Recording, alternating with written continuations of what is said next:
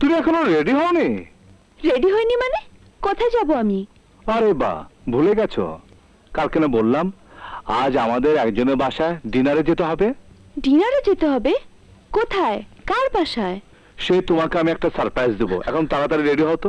না না বাবা, আমি এখন যেতে পারবো না। মা ফোন করেছিল, মা আসবে। ফোন করে না করে দাও। Quite impossible. মার সাথে একজন থাই মহিলা আসছেন। থাই রান্নার স্পেশালিস্ট তিনি। আমাকে স্পেশাল রান্না শেখাবেন। অনেক আগে অ্যাপয়েন্টমেন্ট করা।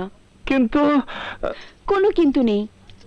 থাই তোমার প্রিয় খাবার, তাই ওই মহিলার অ্যাপয়েন্টমেন্ট আমি মিস করব না। অন্য একদিন যাব, প্লিজ তুমি যাও। থাক, তাহলে আমিও যাবো না।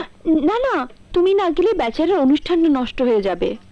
তাছাড়া তুমি বাসায় থাকলে তোমাকে নিয়ে আমার ব্যস্ত থাকতে হবে, রান্না শেখা হবে না।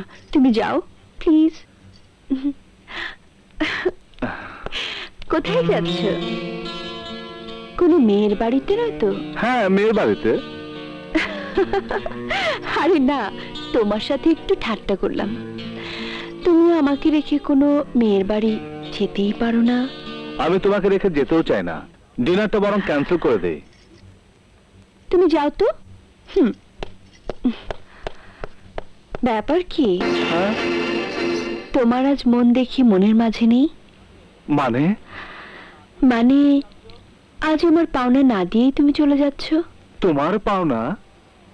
ও, I am sorry, extremely sorry. আমি ভুলে গিয়েছিলাম। ইয়ে,